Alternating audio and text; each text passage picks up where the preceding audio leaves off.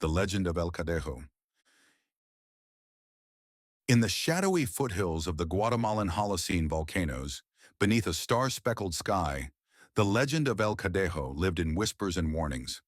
Parents told their children to stay indoors after dark. Elders spoke of it in hushed voices around crackling fires, warning travelers not to stray too far from the light. It was said that El Cadejo, a spectral dog, wandered the world, either as a guardian or a harbinger of doom. The legend spoke of two Cadejos. The white Cadejo, noble and protective, guarded those with pure hearts. It was a large, majestic dog with fur that shimmered like moonlight and eyes that seemed to hold the wisdom of the ages. Conversely, the black Cadejo was a creature of malice and darkness. With matted fur and red glowing eyes, it preyed on the vulnerable, drawing them into despair or madness. But to Maria Lopez, these were just stories. Maria lived in a small village nestled in the foothills of an ancient volcano, Volcán de Acatenango.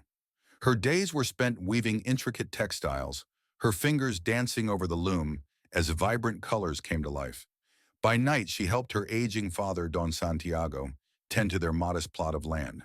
Their life was simple, yet Maria felt an unshakable yearning for something beyond the confines of her village. One evening, as the sun bled into the horizon, Maria finished her chores early. She decided to venture to the nearby cantina to meet her childhood friend, Alejandro. The path to the cantina wound through a dense thicket, where the trees loomed like silent sentinels. "Be careful," Don Santiago called out as Maria left. "El Cadejo walks at night."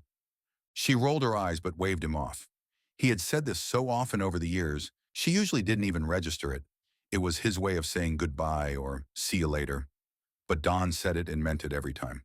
She knew that these creatures were most likely just old wives' tales, legends that lived only in books and blog posts. Even still, the stories of these creatures span back hundreds of years. There was no mention of sightings of them in recent times. The air grew cooler as Maria entered the forest. The moonlight shone bright that night, strong enough for Maria to rationalize against taking her normal route to the cantina along the dirt road. Although the road was a longer journey, she had the visibility to see for miles in every direction. Despite how strong the moonlight shone, it was barely strong enough to shine through the thick canopy of the ancient forest.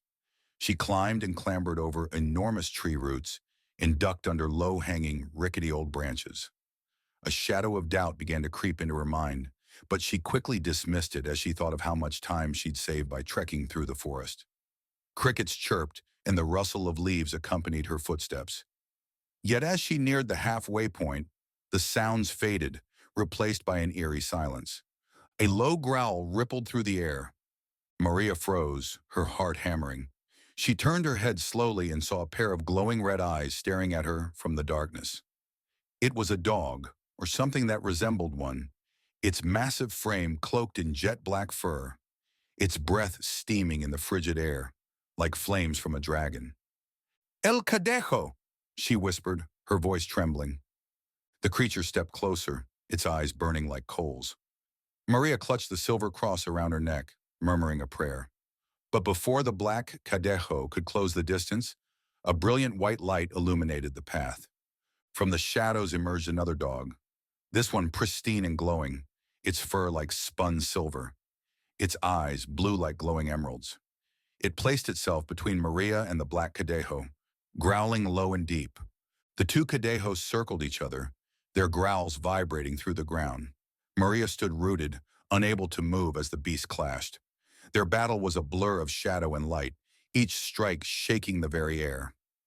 At last, the black Cadejo retreated, melting into the darkness. The white Cadejo turned to Maria, its glowing eyes meeting hers.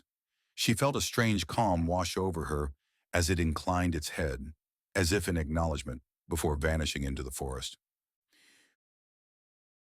When Maria reached the cantina, Alejandro noticed her pale complexion. "Are you all right?" he asked, concerned. "I saw them," she whispered. Alejandro's eyes widened. "Saw who?" Maria didn't answer. "Los Cadejos?" Alejandro continued. Maria nodded, recounting the recent memory. The cantina fell silent as others leaned in to listen. An older man, Don Felipe, cleared his throat. "You've been chosen," he said. Chosen? The white Cadejo doesn't appear to just anyone, Don Felipe explained. It protects those with pure hearts, but it also means the black Cadejo will not stop hunting you. You must be careful. Maria laughed nervously. Maybe it was just a hallucination. I haven't eaten much today. Sometimes I forget myself when I get this hungry. Don Felipe shook his head. The Cadejos are real, Nina. They are forces of balance. You cannot ignore them. Legend has it, the Black Cadejo was once a force for good, but he let his temptations betray him and become spun within a web of lies and deceit. Ever since then, he has tried to find the path back to redemption. It could sense the brilliance of pure hearts, and only by stealing their soul could it redeem itself, or so it thought. To the Black Cadejo, pure hearts are both a torment and a temptation.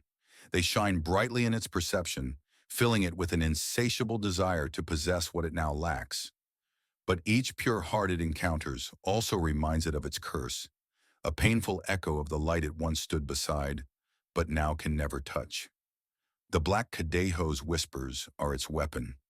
It knows that no heart is entirely pure, that all mortals carry burdens of doubt, fear, and regret.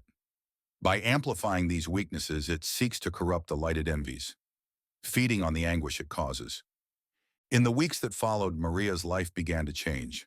She often felt the presence of the white Cadejo nearby, a fleeting glimpse in the corner of her eye, a shimmer of light in the shadows. It seemed to guide her, protecting her from misfortune. But with its protection came a price. The black Cadejo grew more persistent, lurking at the edges of her vision, its malevolent gaze haunting her dreams. It sought to break her spirit, whispering cruel lies in the dead of night. And one evening, Maria returned home to find her father gravely ill. Don Santiago was delirious, muttering incoherently as a fever racked his body. The village healer could do little, shaking her head in sorrow. Desperate, Maria turned to the forest, where the legends said the Cadejos dwelled. She carried a bundle of offerings, bread, tobacco, and a small vial of holy water. Lord, help him, she prayed. She ventured deep into the woods where the trees grew so thick that they blotted out the moonlight. She found a river where rocks dressed in thick green moss protruded from the calm waters. White Cadejo, she called, please hear me. My father is dying, and I need your help. She was terrified, but she knew that the thought of losing her father terrified her more. He was all she had. He had given her everything, and if the Cadejo's help led to her own demise, she could accept this. For a long moment, there was only silence. Then a soft glow appeared in the distance. At first, she wasn't sure whether it was a reflection of the moonlight, which had found its way through the thick canopy of the forest. The white Cadejo stepped forward, its presence filling the air with a sense of peace. Maria fell to her knees. Please save him, she begged. I'll do anything. The Cadejo tilted its head as if weighing her words. Then it stepped closer, eyes closed, pressing its forehead against hers. In that moment, Maria felt a surge of warmth and understanding. The Cadejo would help, but there would be a cost. As dawn broke, Maria returned home to find her father's fever broken. He was weak but alive, his breathing steady. She wept with relief, but a shadow loomed over her joy. The black Cadejo's anger was palpable.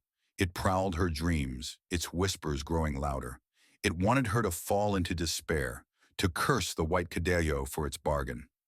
Maria's resolve was tested when strange misfortunes began to plague her. Her loom broke, ruining a week's worth of work. A fire destroyed part of her home. Villagers whispered that she was cursed. Most of them were too afraid to help her, afraid that the curse would fall upon them and their families. One night she walked home alone after visiting her aunt in the nearby town of Antigua. She passed through the valley that separated Volcán de Acatenango and Volcán de Fuego. The loose black scree would prove too difficult to pass through at night if it weren't for the trail that had been carved out by travelers over time. She followed through a ravine, snaking around enormous rocks that had once rolled down the steep faces of the volcano before stopping in their final resting place, flattening anything in its path when the black Cadejo appeared.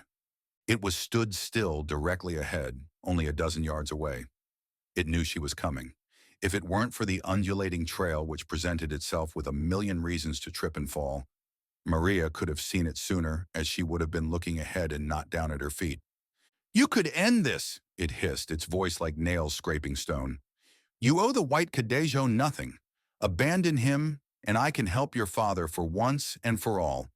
The white Cadejo only cured him of his illness, but your father is old. He will get sick again, and this time he will be too weak to last long enough for you to get help."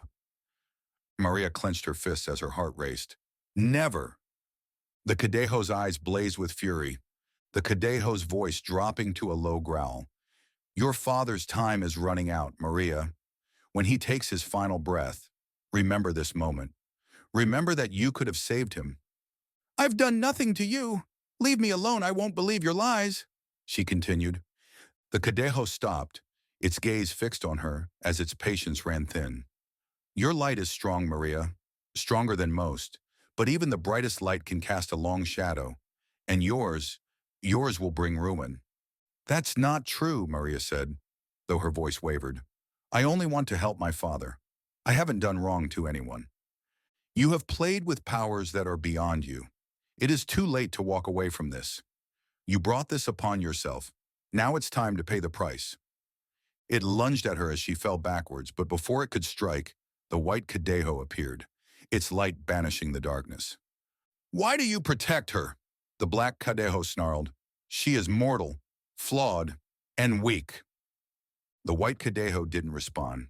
Instead, it stood firm, its presence an unyielding shield. The black Cadejo growled but retreated, its form dissolving into the night. Years passed, and Maria's reputation as a wise and resilient woman spread far beyond her village. Her life seemed peaceful, but she knew better.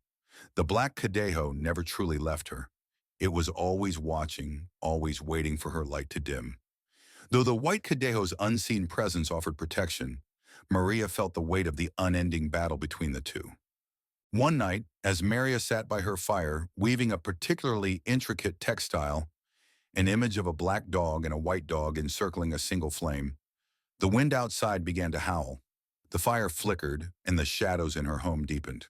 She looked up to find the black Cadejo standing in the doorway, its red eyes glowing with an intensity she had never seen before. "You've resisted me long enough," it growled, its voice sharp and filled with malice. "But no light stays unbroken. Tonight, you will fall." Maria rose to her feet, trembling but defiant. "Why do you torment me?" she demanded. "What do you gain from this endless pursuit?" The Cadejo's lips curled into a snarl. "You wouldn't understand, mortal. Your light blinds you to the truth of the darkness." Maria steadied herself. "Then show me," she said, surprising even herself. "If I am to fall, let me understand the shadow you carry." The black Cadejo hesitated, as if her words struck a hidden chord. For a moment, its form wavered, and Maria caught a glimpse of something beneath the beast's fearsome exterior, a deep, ancient sorrow. But the hesitation passed, and it lunged. Before it could reach her, the room was flooded with light. The white Cadejo appeared, its fur gleaming like moonlight, and leapt between Maria and the dark creature. The two Cadejos clashed, their snarls and growls filling the air as Maria watched helplessly. Their battle was unlike anything she had seen before, ferocious yet strangely mournful, as if both beasts were bound by something they couldn't escape. The light of the white Cadejo dimmed slightly with every blow, while the black Cadejo seemed to grow more desperate, its strikes wild and chaotic. Maria, unable to stand by any longer, cried out, "Stop!" Her voice rang through the air, and for a brief moment, the Cadejos froze, their eyes turning to her. "You fight endlessly, but for what?" she asked. "I see it now. You're not enemies. You're halves of the same whole." The white Cadejo stepped back, its gaze steady and serene. The black Cadejo, however, growled low, its body tense. "You think you know balance, human?" it spat. "What do you know of shadows that cling to your soul, of the torment of longing for what you can never have?" Maria hesitated, then took a step closer to the black Cadejo. "I know what it means to be haunted by fear and doubt," she said softly. "But I also know that the shadow cannot exist without the light, and neither can the light endure without the shadow. You are not my enemy, Black Cadejo. You are part of me." The black Cadejo recoiled, its glowing eyes narrowing. Lies, it hissed, though its voice wavered. Maria knelt, her hands trembling as she reached out. You are tired, she said. I see your pain. Let me share it with you. The black Cadejo hesitated, its snarls fading into a low whimper. Slowly, cautiously, it stepped closer. Maria braced herself, expecting an attack, but instead, the creature pressed its cold, shadowy head against her hands. The contact sent a wave of icy pain through her, but she didn't flinch. The white Cadejo approached as well, its light enveloping both Maria and the black Cadejo. For a moment, the three of them were connected, their energies intertwined. Maria felt the weight of both light and shadow, the joy and the sorrow, the hope and the despair. It was overwhelming, but she held firm. The black Cadejo let out a low, mournful howl, and its form began to shift. The red glow of its eyes dimmed, and its fur became less matted, its edges softer. It no longer looked like a creature of pure malice, but something more akin to its white counterpart, a being of balance, neither wholly light nor wholly dark. A new balance. When Maria opened her eyes, the Cadegos were gone. In their place stood a single dog, its fur a shimmering gray, as if both light and shadow had been woven together. Its eyes, one glowing gold, the other deep crimson, looked at her with a mix of gratitude and peace. You have done what no one before you could, it said, its voice a harmonious blend of the two Cadeos. You have shown me that I am not broken, but whole, and in doing so, you have brought balance to yourself. Maria's heart swelled with a strange sense of completion. She knew she would never see the Cadejos in their separate forms again, but she also knew they were still with her, united within her own spirit. As the gray dog turned to leave, it turned to look back at Maria one last time, then vanished into the forest, never to be seen by her again. The Weaver of Balance. From that day forward, Maria's textiles changed. No longer did she weave simple depictions of the Cadeos in their separate forms. Instead, her works became intricate portrayals of duality, light and shadow entwined, day and night blending seamlessly. Her art gained renown not just for its beauty, but for the deep sense of harmony it inspired. People from far and wide came to see her, seeking wisdom and solace. They called her La Tejedora del Equilibrio, the weaver of balance. And though Maria never again felt the physical presence of the Cadejos, she carried their lesson in her heart. Whenever the shadows of doubt crept in, she remembered the warmth of the white Cadejo's light. Whenever her light burned too brightly, she embraced the grounding weight of the shadow. In her village, the legend of El Cadejo lived on. But Maria's story added a new chapter. It became a tale not just of fear or protection, but of unity, the understanding that within every heart lies both light and shadow and the strength to weave them into balance. The legend of El Cadejo lived on, but for Maria it was more than a story. It was a testament to the power of perseverance and the eternal dance between light and darkness. And so, in the foothills of the Guatemalan volcanoes, beneath a star-speckled sky, the legend continued to grow, carried on the winds like an eternal whisper.